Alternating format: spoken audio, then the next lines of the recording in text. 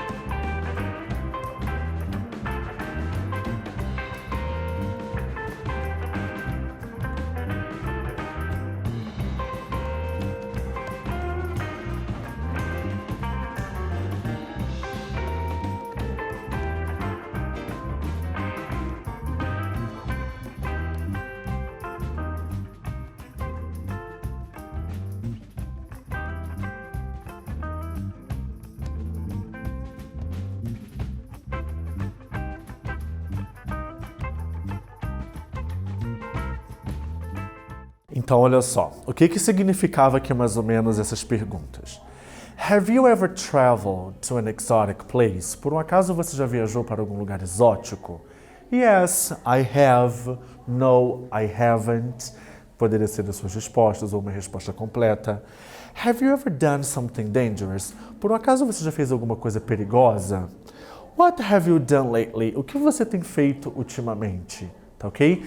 Então repare que quando eu pergunto para você se você já foi para algum lugar exótico, se você já fez alguma coisa perigosa, o que você tem feito ultimamente, por que do presente perfeito? Porque o presente perfeito eu já vou aqui dando uma iniciada com vocês aqui no assunto. O presente perfeito ele traz uma conexão entre o passado e o presente, ou seja, se porventura você nunca fez nada perigoso, você ainda pode fazer. O que você tem feito ultimamente, lately, é uma palavra muito comum no presente perfeito, né? Significa que você está falando de alguma ação que está repetidamente acontecendo, né? Do passado até o presente. Então, ó, já são dicas interessantes que eu dou para vocês aí, justamente sobre o uso desse tempo verbal, tá bom? Well, here I have a dialogue between a girl and a boy. Eu tenho aqui um diálogo entre uma menina e um garoto, tá? O título aqui, I haven't seen you. Eu não tenho visto você, eu não te vi. Bora ler? Que daí a gente já faz também a tradução, tá bom? Vamos lá. Hi, Michael. Where have you been? I haven't seen you lately. I've been pretty busy, Julia. Studying or what? No, I've renewed my passport. Are you going to travel? Então a menina que começa falando pro Michael que não tem visto ele já faz um tempinho, né, ultimamente. Daí ele diz que ele tá muito ocupado e ela pergunta, estudando ou o quê? Daí ele fala, não, eu renovei o meu passaporte. Daí ela pergunta, are you going to travel? Você vai viajar? Yeah, I'm going to Dubai, Bangkok and Hanoi. Wow, are you going with your father? He said, this was my birthday present. What a present. Has he ever been to Dubai? Many times. It is a very exotic place. Então, ela tinha perguntado no slide anterior se ele ia viajar, e daí ele diz que sim, que ele vai para Dubai, para Bangkok e para Hanoi, né? 3 cidades diferentes. Uau, você vai com o seu pai? Ele disse que é o meu presente de aniversário. Uau, que presente. E que presente, né, gente? Ele já esteve em Dubai muitas vezes. É um lugar muito exótico, tá? Bom, repara aqui nessa imagem, né, gente? Olha só, que cidade bonita, né? Os prédios bem bacana. Então, olha só. Aqui, eu tenho 3 frases diferentes com a estrutura do presente perfeito. Where have you been? Onde você tem estado, por onde você tem andado. I haven't seen you. Eu não tenho te visto. Has he ever been? Ele já esteve, hein? Então, repare que aqui a gente tem o have ou has em todas as frases, né? Quando for uma pergunta, pessoal, assim como qualquer pergunta no inglês, o verbo auxiliar ele precisa vir antes do sujeito, tá? A negativa do have seria haven't, como vocês podem observar aqui. Aqui está abreviado, tá bom, gente? Ou você pode também separar, deixar have not, tanto faz. E aqui na última pergunta eu tenho he, que significa ele, né? Ou seja, a terceira pessoa do singular. Sempre quando for sobre ele ou sobre ela, a gente utiliza então o auxiliar has. Já já eu mostro um slide melhor para vocês falando sobre isso, tá bom? Well, atividade número 1. Give your opinion. Write probable or improbable. Eu tenho aqui 4 frases diferentes. Eu quero que você leia essas frases e escrevam provável ou improvável de acordo com o texto, tá? A gente não tem aqui uma situação muito de afirmação, já que a gente está falando sobre probabilidade. Então, leia o que está escrito aqui e de acordo com o que a gente leu lá do diálogo, não, acho que isso é mais provável de acordo com a história que a gente leu, ou não. Beleza? Faça uma atividade e eu já volto.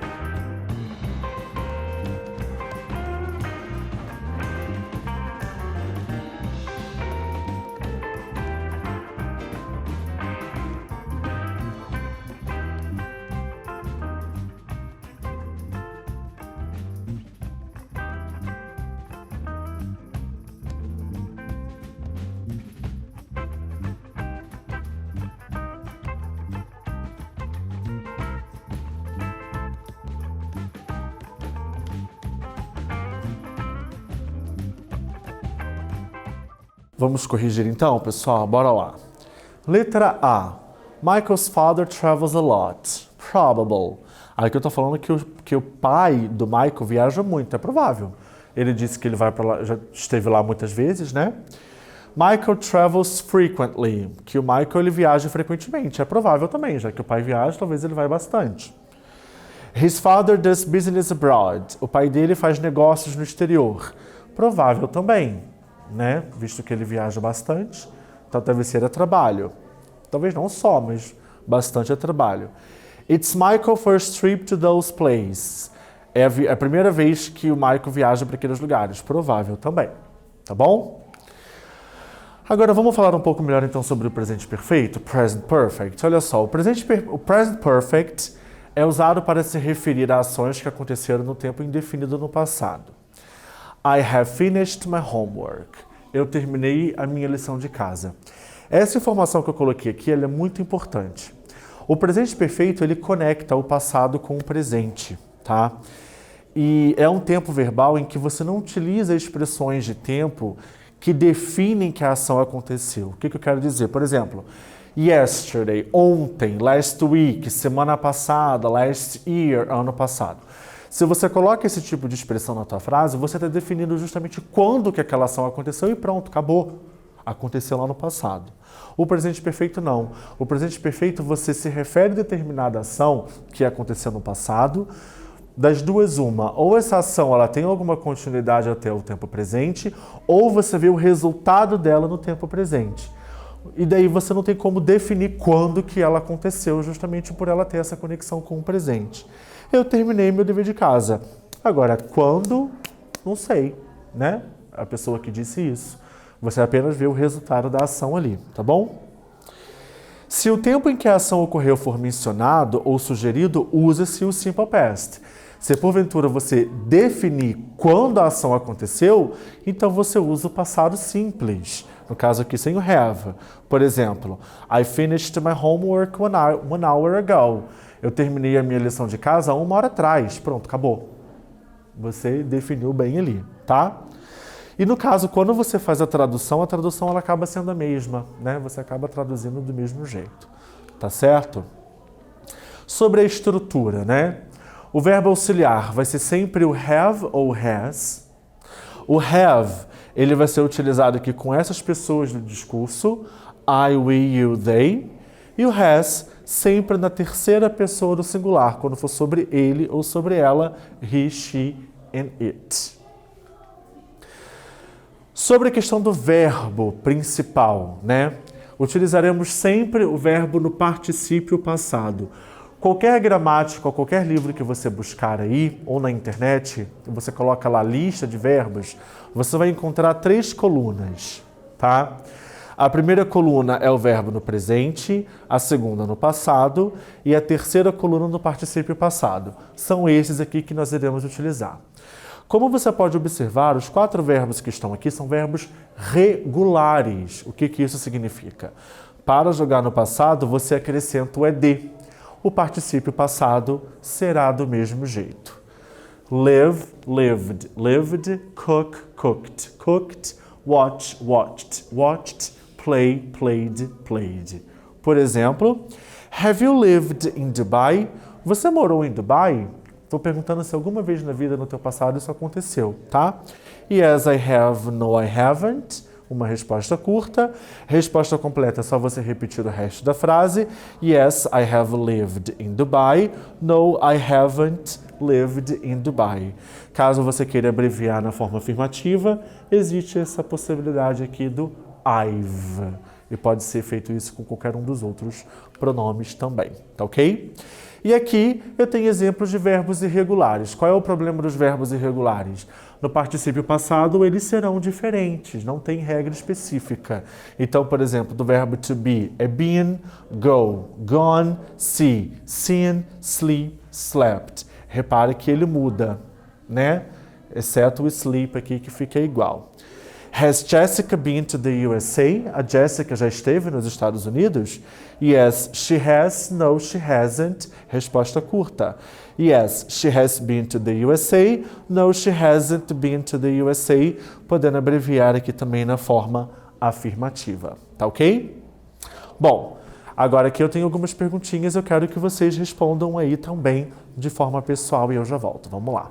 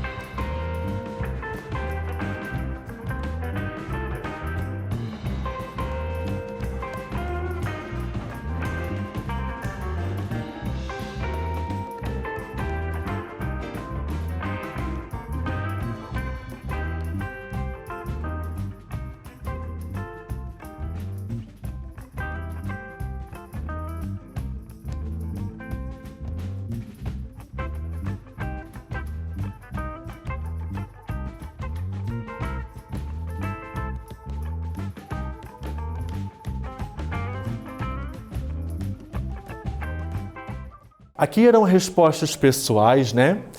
Se você nunca foi, nunca pensou em ir, bora conhecer um pouquinho mais? Vamos lá, olha só. The most luxurious hotel in the world is in Dubai and it's called the Burj Al Arab.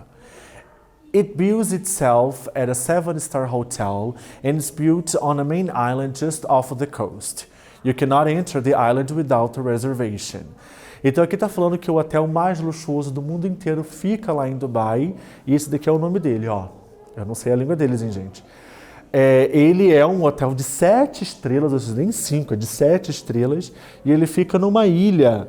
E essa ilhazinha você só pode entrar caso você tiver a reserva. Dubai has many man-made islands. They have one in the shape of a large palm tree, and it's home to Atlantis. The Palm, a resort with hotels, restaurants, and private residents. We visited a water park, Aquaventure, at the top of the Palm. They have another set of islands in the shape of a map in the world. Crazy, huh? Olha que interessante. Lá, pessoal, tem muitas ilhas que foram feitas pelo homem. Eles fizeram uma aqui no formato de uma árvore, como vocês podem ver, chamada de Atlantis. E ali você encontra resorts, hotéis, restaurantes e residências privadas. E tem até um parque aquático também lá, né? Olha só que loucura. E tem uma que também é feita num formato do mapa do mundo também, tá bom? Tem aqui 3 perguntinhas para vocês responderem sobre o textinho que a gente acabou de falar sobre o Dubai. Bora lá.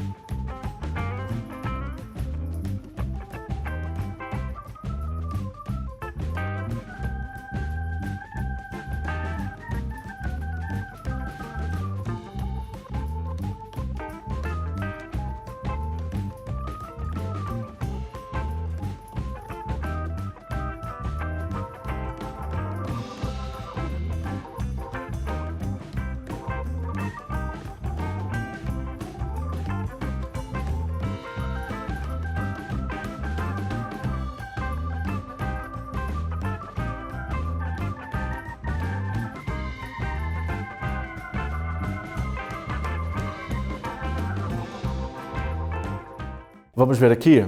O que é Burj Al Arab? Sabe se pronuncia assim, né? É o hotel mais luxuoso do mundo. O que o texto fala sobre as ilhas artificiais e sobre Atlantis the Palm? Sim, ele fala sobre essas ilhas artificiais e o Atlantis the Palm é um resort com hotéis, restaurantes e residências particulares, tá ok? E aqui a número 4 seria de uma resposta pessoal, ok, pessoal? Então, olha só. Como atividade de homework para vocês, fica essa número 5 aqui, olha. Faça uma pesquisa sobre o Dubai e escolha qual lugar que você adoraria visitar lá em Dubai. Mostre fotos, vídeos e o que achar interessante. Em seguida, apresente a seus colegas e a seu professor, né? Então, se você estiver com seus colegas, você marca aí com o seu professor um dia para essa apresentação. Caso contrário, você organiza o trabalho quando você for entregar na tua escola, enfim. Se organiza como achar melhor, tá bom, pessoal? Aqui estão as referências da nossa aula e hoje nós conhecemos um pouco sobre Dubai e estudamos também o presente perfeito, ok? Então é isso daí, eu vou parando por aqui. Bye, bye!